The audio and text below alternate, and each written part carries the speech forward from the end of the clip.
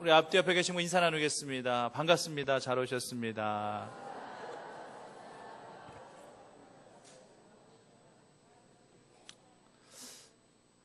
할렐루야. 언젠가는 이런 생각을 제가 한 적이 있어요. 만약 타임머신이라도 있다면은 그걸 타고 예수님께서 사셨던 그 당시 속으로 들어가서 단 한 달이라도, 아니면 뭐 일주일, 정한되면 단 하루란다 할지라도 그래도 좋으니까 예수님의 12제자 명단에 딱 들어가서 예수님의 제자로 한번 삶을 살아보면 참 좋겠다라는 그러한 말도 안 되는 생각을 한번 해본 적이 있었어요. 뭐 예수님의 실제 얼굴이 뭐 보고 싶어서 그런 것도 아니고요. 그때 당시에 사람들의 어떤 생활상이 뭐 궁금해서 그런 것은 더더욱 아니고요. 단지 그냥 예수님께서 인간의 몸으로 오셔서 사역하셨던 그때의 바로 그 곁에서 예수님을 닮고 배우고 또 예수님을 잠시라도 모시고 싶은 그런 마음으로 그런 생각을 한번 해본 적이 있습니다. 정말 마음 같아서는요, 그때 예수님께서 만약 하늘의 별이라도 따오라 명령하신다 할지라면 안 될 줄 알면서도 점프하는 신용이라도 하면서 정말 그렇게 따오고 싶은 그런 마음이 있습니다. 그렇지만 아무리 과학이 발달된다 한다 할지라도 과거로 들어갈 수 있는 타임머신이 어떻게 발명이 되겠습니까? 불가능하겠죠. 그리고 굳이 예수님께서 사셨던 그 과거의 시대로 굳이 돌아가지 않아도 괜찮습니다. 오히려 예수님과 함께하는 것 외에는요, 모든 생활들은 다 불편할 거예요. 먹는 것이나 잠자는 것들이 모든 것들 다 열악할 거 아닙니까? 그렇죠? 우리들 가끔 라면도 먹어야 되는데 칼국수도 먹어야 되고 피자도 먹어야 되고 치킨도 먹어야 되고. 근데 이때 당시 이런 거 먹기 힘들잖아요. 육신의 피곤함은 아마 더 할 겁니다. 아마 웬만하면 다 걸어 다녀야 될 거예요. 어쩌다가 낙타 같은 것들을 타고 갈 수 있을지 몰라도 웬만한 거리는 다 걸어 다녀야 되는 거예요. 아마 타임머신이 있어가지고 이때 당시 돌아간다는 할지라도 아마 일주일도 저희들 같았으면 아마 못 버티고 하나님 다시 청주로 다시 보내주세요. 아마 그렇게 고백하게 될 겁니다. 지금 이 세상 참 감사한 것은 그때 예수님이 지금도 살아계셔서 우리의 삶을 주관하고 계십니다. 구약시대 때는 성부 하나님이, 신약 때는 성자 하나님께서, 지금은 또 성령 하나님께서 언제나 일투족을 늘 살피시고 지키시고 또 함께 하시기 때문에 우리 기독교는요, 성부, 성자, 성령 이 삼위일체 하나님을 믿고 온전히 신뢰하며 살아가는 그런 인생이라고 하는 것입니다. 본문의 말씀은요, 천국의 비유를 제자들에게 말씀하시고 난 이후에 예수님은 제자들과 함께 건너편으로 가자 말씀하시면서 함께 배에 올라타셨어요. 배를 타고 갈릴리 바다를 건너는 것입니다. 갈릴리 바다는 언제든지 예고 없이 풍랑이 불어 닥칠 수 있는 그런 바다입니다. 그렇기 때문에 그 바다를 지나는 배들은요, 언제든지 긴장해야 돼요.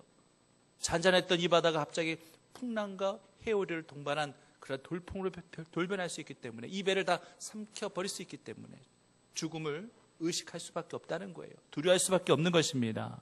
그렇기 때문에 갈릴리 바다에는요, 일기예보라는 것들이 필요 없는 거예요. 오늘 본문 말씀에서 우리에게 강조하고 계시는 것 크게 두 가지가 있습니다. 첫째는요, 믿음이에요. 절대적인 믿음입니다. 갑작스러운 풍랑에 제자들이 어떻게 반응하고 있는지를 보여주고 있습니다. 그리고 그들은 예수님께 책망받고 있어요. 뭘 책망받고 있느냐? 믿음 없음을 책망받고 있더라고 하는 것입니다. 제자들은요, 노련한 백사공들이에요. 갈릴리는요, 저들의 삶의 터전이고 고향과 같습니다. 하지만 풍랑 앞에서 이 모든 것들이 소용이 없어요. 속수무책입니다. 그래서 그들은 결국 주무시고 계신 예수님을 깨우는 거예요. 깨우면서 그들이 지금 뭐라고 고백하고 있는가 하면은, 예수님, 지금 이 같은 상황 속에서 우리가 죽게 된 것을 왜 돌보지 아니하시나이까? 이런 식으로 마치 따지듯 그렇게 예수님 앞에 지금 묻고 있는 겁니다. 그들의 입장에 봐서는 충분히 이럴 수 있을는지 몰라도 예수님의 입장에서 본다는 할지라도 이건 믿음 없는 고백에 불과하다는 얘기입니다.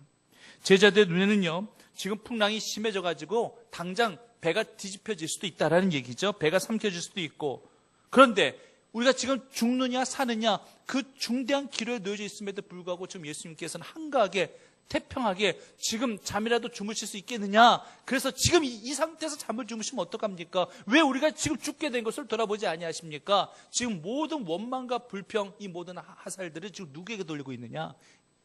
주무시고 계신 예수님에게 돌리고 있는 것을 보게 됩니다. 그러니까 참 말을 해도 제자들이 별로 이쁘게 하질 않아요. 이렇게 얘기하면 좋잖아요. 예수님, 일어나세요. 지금요, 풍랑 때문에 저희가 죽게 되었습니다. 예수님 어떻게 좀 해주세요. 이렇게 얘기하는 게 훨씬 이쁘잖아요. 이 표현이. 우리가 죽게 되었는데 왜 돌아보지 않고 잠만 주무십니까? 이거예요, 지금. 이런 뉘앙스입니다. 이런 억양입니다. 이건 모든 그런 원망과 불평을, 책임 전가를 지금 다 예수님에게 하고 있는 그런 제자들의 모습을 보게 됩니다. 이 장면을 보면서 혹시 나의 모습이 과연 이런 모습은 아니었는가를 한번 반성해 보고 싶습니다. 내가 예기치 않은 고난의 현장에서 나도 모르게 모든 책임과 모든 원망을 주님 앞에 다 쏟아내지는 않았었는지를 한번 살펴보자 하는 것입니다.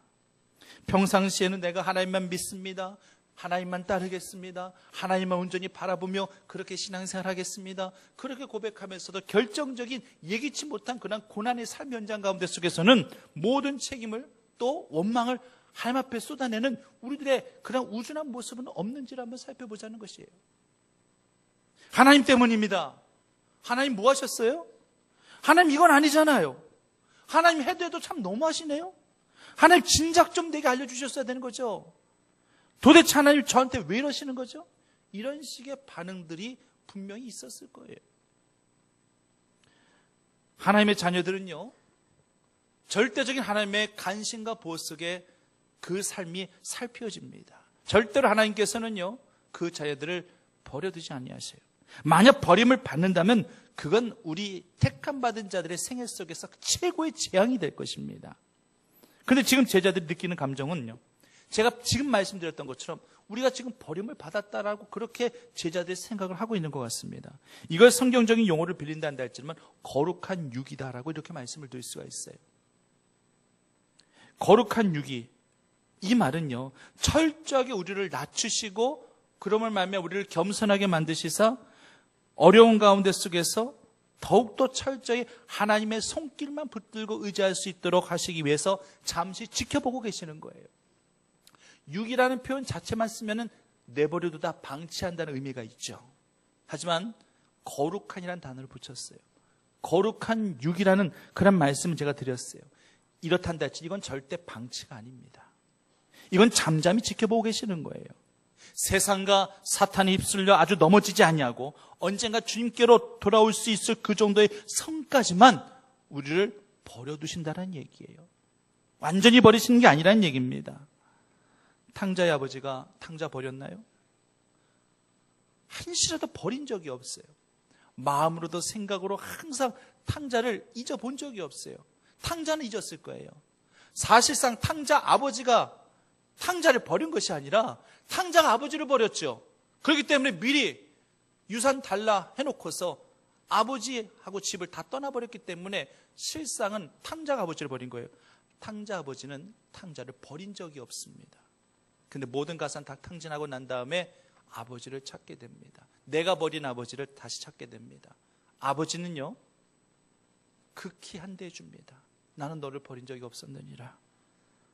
처음부터 끝까지 나는 너를 마음속에 품고 있었느니라. 이것이 바로 탕자 아버지의 마음이었어요.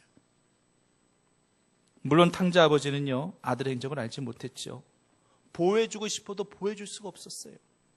이때 당시 아들이 찾아오지 않는 이상 수소문해가지고 아들을 찾는다라는 거, 이것은 거의 불가능한 일이잖아요. 하지만 아버지는 절대적으로 기다립니다. 이게 바로 믿음입니다. 무사히 건강하게 돌아오기를 기대합니다. 이것이 바로 믿음입니다. 그리고 이제 아버지의 존재감을 깨닫고 회개하고 돌아오기만을 기대합니다. 이것이 믿음입니다. 하나님을 향한 절대적인 기대는 절대적인 믿음을 생산하게 되어지는 것입니다. 아버지는요, 아들에 대한 믿음을 한시라도 잃어버린 적이 없어요. 탕자가 방황했었던 그런 시간들, 그 기간이 바로 제가 방금 전에 말씀드렸던 거룩한 육이 잠시 잠깐 내버려 두시고 잠잠히 묵묵히 지켜보시는 그러한 시간들이었을 것입니다. 성도님들, 인간과 달리요, 하나님은 모든 것들을 다 보고 계십니다. 예수님도 주무시는 것 같아도 오늘 본문의 이 말씀 속에서 이 모든 상황들을 이미 다 영적으로 주시하고 계셨어요. 예수님께서 일부러 제자들을 돌보지 않고 계셨습니까? 피곤이 몰려와서 잠을 청하여 주무시는 그런 예수님을 향해서 제자들이 한다는 소리가 왜 우리들을 돌보지 아니하십니까? 예수님의 책임, 어떤 불평을 그저 원망을 묻고자 하는 그런 태도. 그러니까 제자들은 아직까지도 예수님을 모르는 거예요. 몰라도 너무나도 몰라요. 얼마나 잘 모르고 있는지 본문의 마지막 절에서 정확하게 입증해주고 있습니다. 41절 말씀 보시면은 뭐라고 그들이 자기네들끼리 수군거리면서 한다는 얘기가, 파도를 먹게 하시고 풍랑을 멈추게 하셨던 그 예수님을 향해서 자기네들끼리 수군수군거리면서 한다는 얘기가, 그가 누구이기에 바람과 바다도 순종하는 거. 이게 할 소리입니까? 이게 지금 제자들이 지금 할 소리예요? 다른 사람도 아니고 지금 제자들이 지금 믿음을 갖고 있는 제자들의 이 고백이라고 이게 할 수 있겠습니까? 답답할 따름이에요. 제자들은요, 예수님과 같이 다녔어도 예수님이 지금 어떤 분인지 지금 정확하게 모르고 있는 거예요. 병고침을 받는 병자들보다도 못합니다. 병고침을 받은 환자들 그래도 예수님을 구주로 고백하고 예수님이 나의 찬송이라고 그렇게 고백하고, 그래도 그들은 그렇게 합니다. 바디메오라는 소경은요, 병 고침 받기 이전에 이미 예수님을 많은 주변의 사람들은 지엽적인 인물로 나사렛 예수 그렇게 칭하였단다 할지라도, 바디메오는요, 다윗의 자손 예수요, 육신의 혈통이 아닌 영적인 혈통의 계보, 신앙적인 혈통의 계보를 따라서 예수님을 다윗의 자손 예수라고 그렇게 고백하기까지 했었어요. 근데 지금 제자들의 모습은 어떠합니까? 왜 우리들을 돌보지 아니하십니까? 왜 잠만 주무십니까? 이런 식으로 말하면서 예수님을 깨우더니만, 그래서 잠에서 깨어나신 예수님께서 바다를 꾸짖으시죠. 바람을 꾸짖으시고, 그래서 바다가 이제 잔잔해졌고요. 그리고 난 다음에 이제 그들의 믿음 없음을, 제자들의 믿음 없음을 예수님께서 책망하십니다. 그리고 난 다음에 그렇단다 할지 제자들은 어떻게 반응해야 되는 거예요? 예수님 죄송해요. 제가 예수님 너무나도 몰랐네요. 예수님 역시 우리의 능력이 되시며 나의 구주가 되십니다. 이렇게 고백해야 되는 거 아니겠어요, 제자들이? 근데 기껏 제자들이 한다는 얘기가, 대체 그가 누구이기에, 예수님이 누구이기에 바다와 바람도 순종하는 거야? 이렇게 지금 고백하는 제자들의 모습을 보게 됩니다. 예수님을 그렇게 따라다니면서 예수님의 그런 말씀을 그렇게 기동량하듯 그렇게 들었으면서 예수님께서 행하신 그 모든 귀한 이적들을 같이 지켜보고 있으면서도, 예수님께서 많은 그런 질병 행하신 것들을, 고쳐진 것들을 보셨고, 또 천국의 비유 말씀을 바로 직전에 지금 들었으면서도 지금 제자들을, 그러면 뭐합니까? 예수님이 어떤 분인지 깨닫지 못하고 있는 무지한 자들이었습니다. 제가 서두에 타임머신이 있다면은 이 타임머신을 타고 예수님께서 사역하셨던 사역 현장에 제자로 한번 들어가 보고 싶다라고 제가 말씀드렸지 않습니까? 제 상황이었다면은 아마 오늘 본문의 사건 현장에 제가 만약 있었단다 할지라면은 저는 이런 교만한 생각이 들더라고요. 야, 나는 이렇게 고백 안 할란다. 그가 누구이길래 바람과 파도도 순종하는 거, 어떻게 이런 고백을 할 수 있어? 나 같더라면은 예수님, 정말 예수님은 나의 모든 것이 되시고 나의 능력이 되십니다. 나의 영원한 주님이 되십니다. 역시 주님은 이 모든 자연의 이 모든 풍랑마저도 잠재우실 수 있는 능력의 주님이 되십니다. 나 같으면 이렇게 고백할 것 같은데, 막 이런 교만한 생각이 들더라고요. 근데 이제 말씀을 준비하다가 이내 제가 해결을 했어요. 왜? 하나님께서 내게 뭔가 음성 들려주신 것 같더라고요. 열심히 말씀 준비하고 있는데 하나님 이러시더라고요. 네 주제 파악이나 해라. 네 주제는 알아. 네가 감히 예수님의 제자들을 모욕하려 하느냐. 그들은 나중에 예수님을 위해서 핍박과 박해 속에서도 순교까지 했었던 제자들이었노라. 너는 그럴 준비가 됐느냐? 순교할 수 있겠느냐? 이런 음성이 들려지면서 까불지 말아라. 교만하지 말아라. 이런 하나님의 음성이 들려지는 것 같아가지고 제가 즉시 낮아지고 그 즉시 회개했습니다. 그리고 역으로 이런 생각이 들었어요. 직접 눈으로 봐도, 직접 삶으로 체험을 해도 이렇게 주님을 제대로 알지 못하고 깨닫지 못한 그러한 제자들이었는데 하물며 지금 이 시대는, 이 세상에는 지금 우리 눈으로 예수님은 안 보이잖아요. 볼 수가 없잖아요. 만질 수도 없는 분이잖아요. 더더욱 불확실한 이 세상 속에서 살아가기 때문에 우리 믿음을 지켜가는 것이 더더욱 쉽지 않은 것이구나 하는 것을 깨닫게 됩니다. 하지만 히브리 기자가 말씀하셨듯이 믿음은 바라는 것들의 실상이 되어지는 것이고 보지 못하는 것들의 증거가 되어지는 것이고 우리 눈에 보이는 소망이 소망이 아니라 우리 눈에 보이지 않는 것이 진짜 소망임을 우리가 온전히 기억하며 살 수 있단다 할지라면은 철저히 우리 주님께서 지금 내 삶을 다스리시고 주관하고 계시다는 사실을 믿음으로 확신하실 수 있는 주의 성도들 되시기를 간절히 바랍니다. 예수님은 다 보고 계시죠. 지난주 설교 때만 해도 제가 이런 말씀 드렸었어요. 지난주 설교 본문하고 오늘 설교 본문이 조금 비슷합니다. 지난주 설교 본문은 제가 마태복음 14장 말씀을 통해서 역시 제자들을 배에 태우고 먼저 보내셨고 그때 예수님은 배에는 안 타시고 예수님은 따로 변화산에 올라가셔서 늘상 그렇게 하셨듯이 하나님과 일대일로 독대하시면서 간절히 기도하셨었어요. 그때에 역시 오늘 본문 말씀처럼 풍랑이 붑니다. 갑자기 바람이 불고 풍랑이 불어서 제자들이 두려워하고 있었을 때에 이미 예수님께서는 기도하시면서도 영적으로 그 같은 상황을 다 보고 계신 거예요. 다 보고 계신 거예요. 눈으로 보고 계시고 영적으로 다 보고 계신 거예요. 그래서 빛의 속도로 제자들에게 오셨어요. 바다 위를 걸어서 오셨습니다.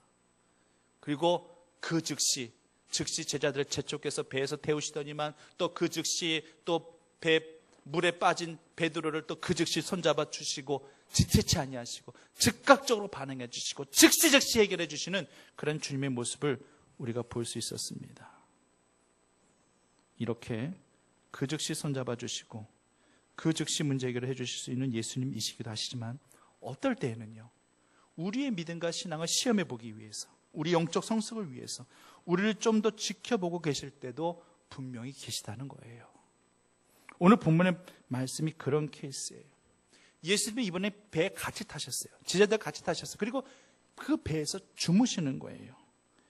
근데 이 같은 풍랑이 있음을 예수님께서 아셨을 텐데 이번에는 예수님이 계속 주무십니다.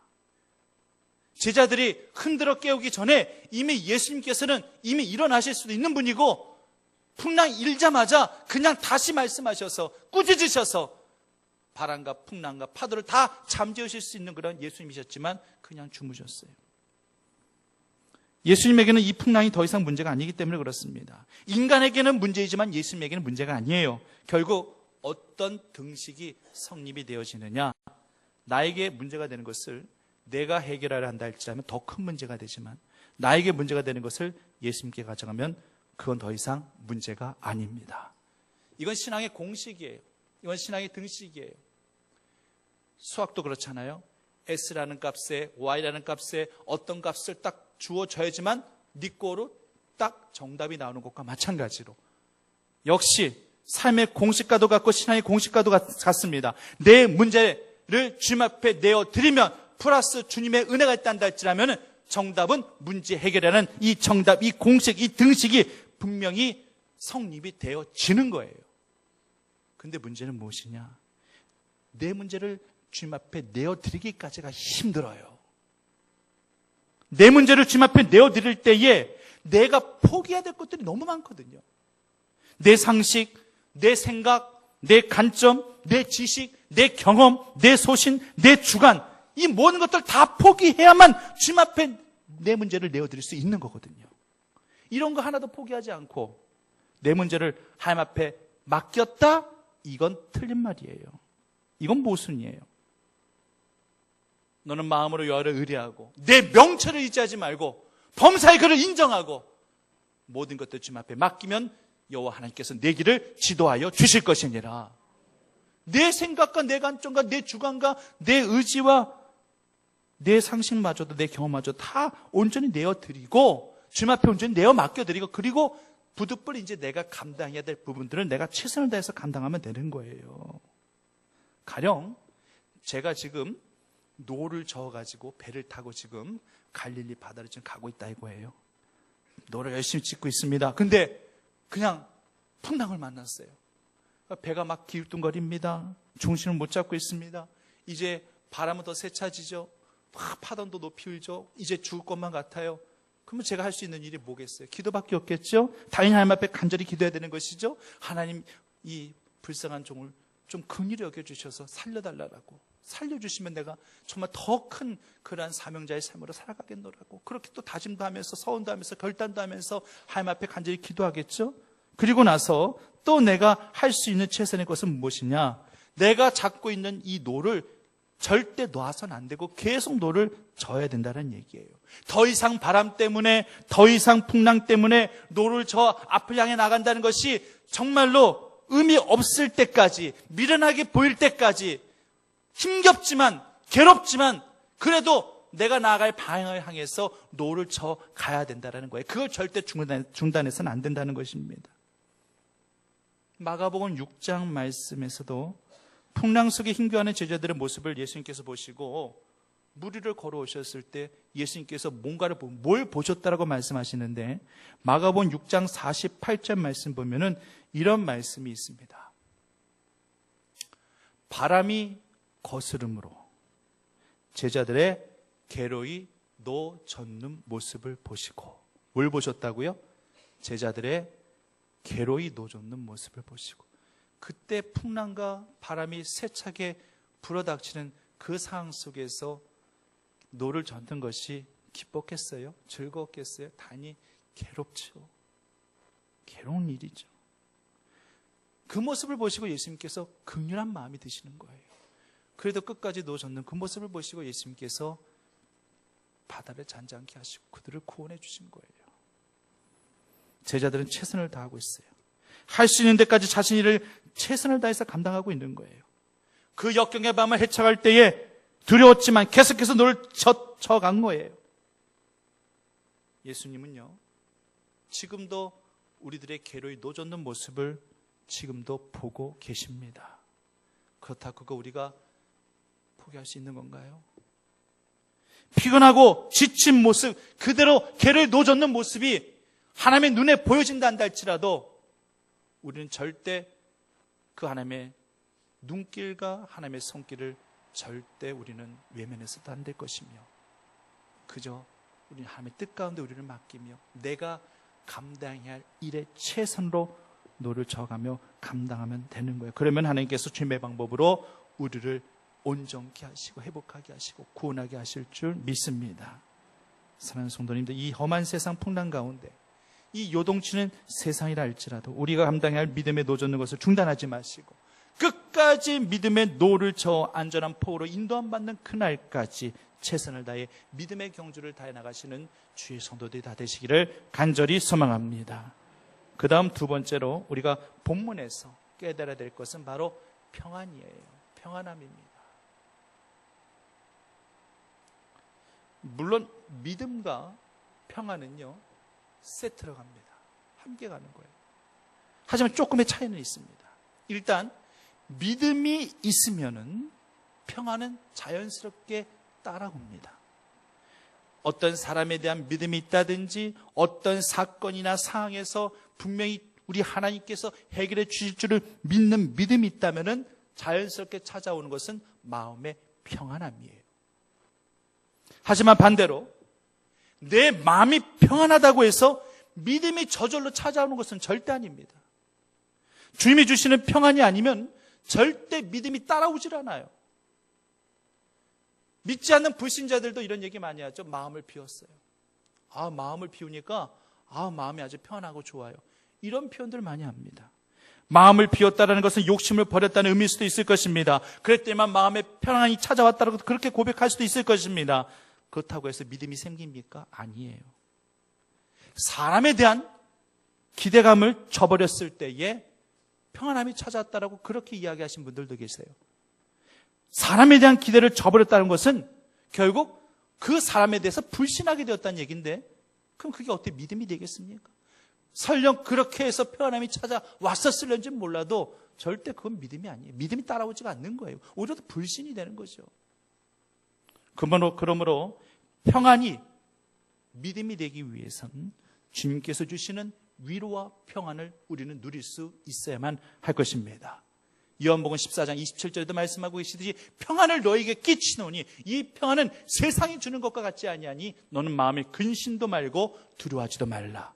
우리는 주님께서 주시는 그 위로와 주님께서 주시는 그 평안으로 살 수밖에 없는 영적 존재임을 성도님들이 꼭 기억하시고 살아가시기를 간절히 바랍니다. 이 주님께서 주시는 평안이 넘칠 때에 이것이 바로 믿음으로 자연스럽게 연결이 되어지는 거예요. 이제 수능 시험이 얼마 안 남았죠.